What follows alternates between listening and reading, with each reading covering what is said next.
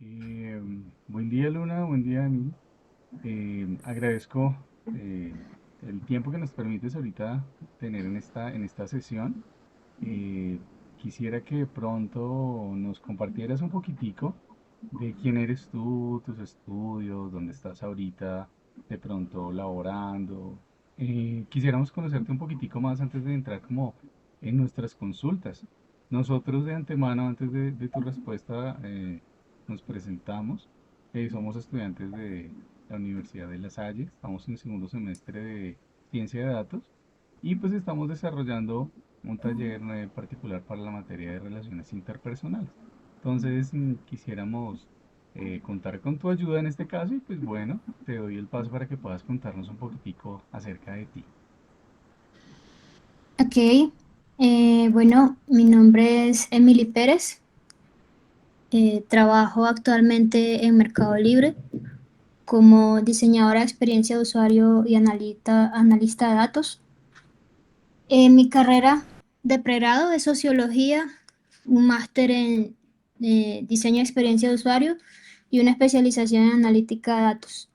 Entonces, digamos que ese es como el background que tengo.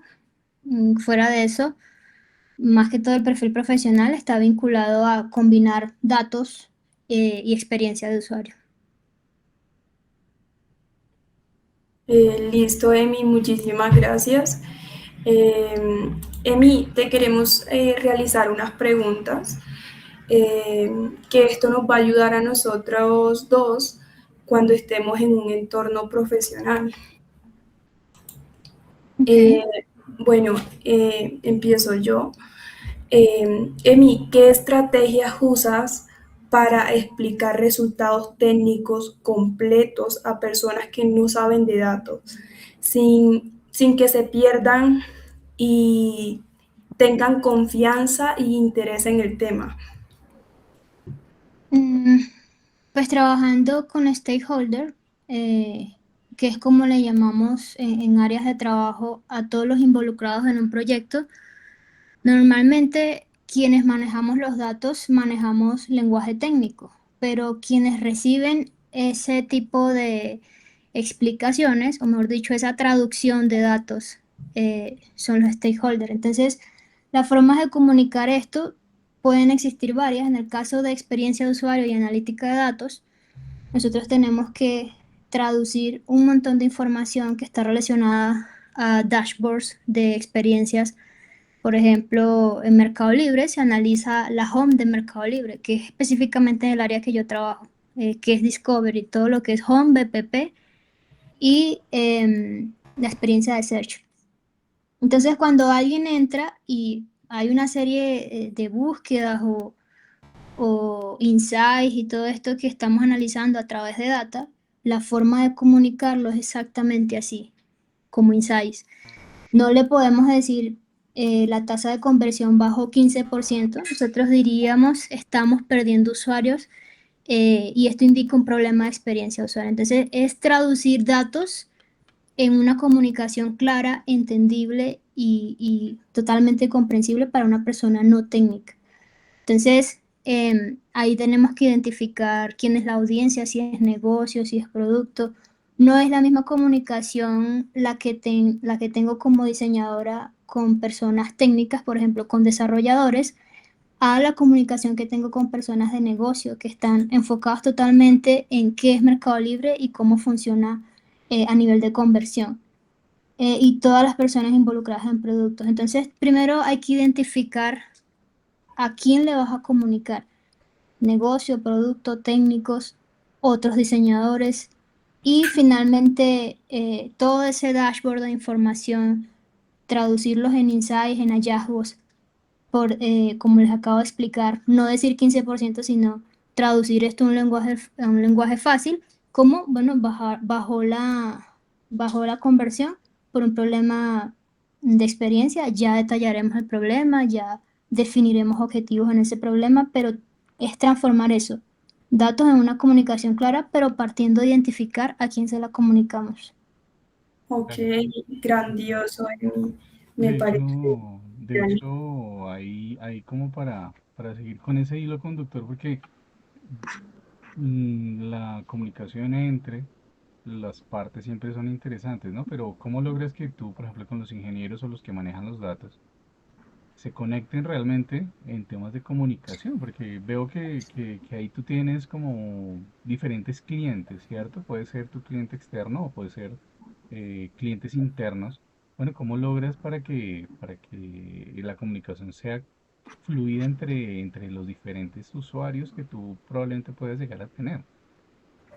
Nosotros normalmente, al menos en mi contexto de trabajo, no trabajamos con clientes externos. Nosotros, por eso le llamamos stakeholder, porque son equipos internos, que todos trabajamos con un mismo objetivo y es que la empresa mantenga su profit y, pues todo esté alineado, tanto desarrollo, experiencia y producto. Entonces, la forma de comunicar no se hacen tan complejas cuando ya, primero, hay equipos ya establecidos. Hay una frecuencia de comunicación con esos equipos y hay una forma en la que ya sabemos identificar cómo comunicarnos. Si es un equipo técnico, por ejemplo, desarrolladores, sabemos que podemos usar un poco más vocabulario orientado a datos. Y si es negocio, pues ya sabemos que tenemos que traducir esto a hallazgos. Entonces, por eso te decía que es súper importante identificar primero a quién le comunicas y no necesariamente tiene que ser alguien externo. La estrategia siempre la defines partiendo por la regularidad con la que te comunicas con esos equipos. Y también es un lenguaje cross, por ejemplo, en la empresa manejamos glosarios de términos como estándares y ya todos sabemos que si alguien dice MLB, estamos refiriéndonos al Mercado Libre de Brasil, por ejemplo. Sabemos qué es conversión, qué es cross. Entonces, todo ese tipo de cosas se estandarizan ya dentro del equipo. Y no viene a ser tanto parte de una persona, sino de toda una estructura que se alineó para que funcionaran sincronizados. Ok. Emi, y te hago una pregunta. Por ejemplo, cuando los datos mueren o hay algún problema, ¿cómo manejas tú esto con tu jefe para que tengan una buena relación y no sea incómoda? Pero cuando los datos mueren, ¿a qué te refieres?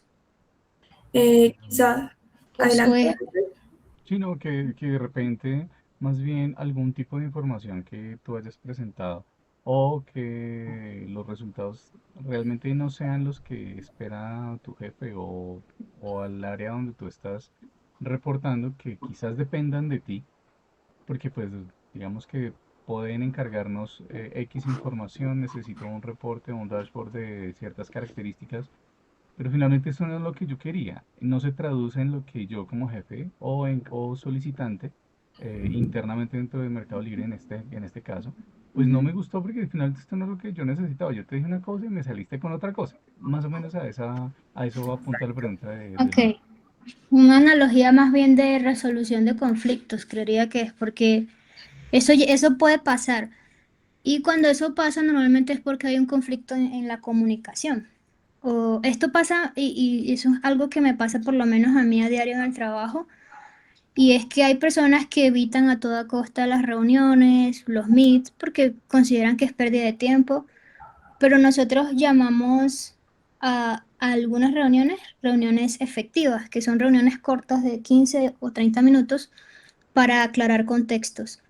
Em, los chats, por ejemplo, Slack, todas estas herramientas que son como de mensajería para estar comunicados en equipo, suelen ser como los primeros causantes de estos problemas de comunicación. Justamente la semana pasada pasaba algo y es que solicitaron una pantalla de no resultados, o sea, es como una pantalla que te aparece cuando tú buscas en Mercado Libre X cosa y no la vende Mercado Libre, porque simplemente no existe. Y aparece una pantalla pues que te dice que no hay resultados. Había una comunicación porque hay otra iniciativa que tiene este mismo resultado, pero es búsqueda por imagen. Entonces hubo un cruce de comunicación y se presentó lo que no era. Entonces, ¿cómo, digamos, lo pudimos abordar ahí? En este caso lo hice con mi líder. Fue ser muy firmes con las personas que estaban haciendo la solicitud, quienes estaban evitando a toda costa una reunión y decirles que necesitábamos reunirnos, fuera 15 o 20 minutos, para aclarar cuáles eran los requerimientos.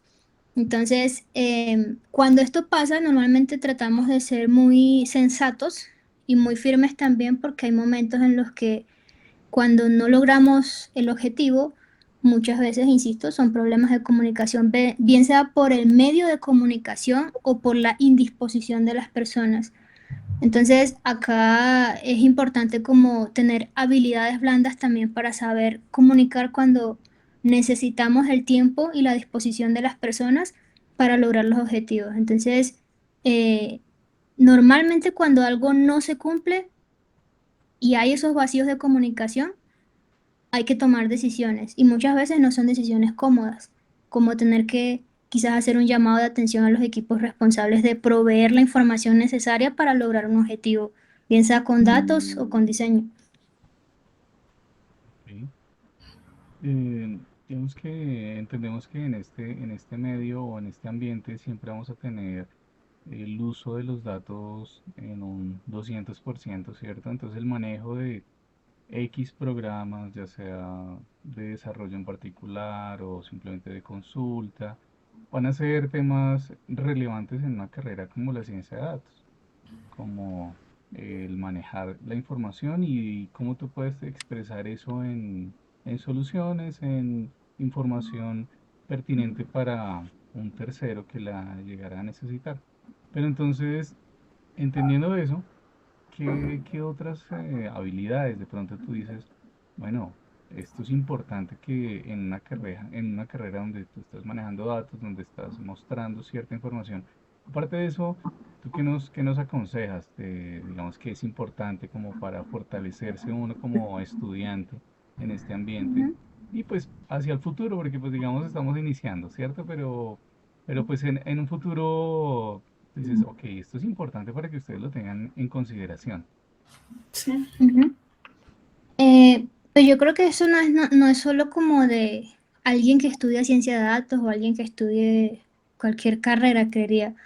Hoy en día se dice mucho que ya las empresas buscan 40% de habilidades técnicas y 60% de habilidades blandas. Eh, y entre esa lista está, eh, primero, saber recibir feedback, porque es una de las cosas más importantes.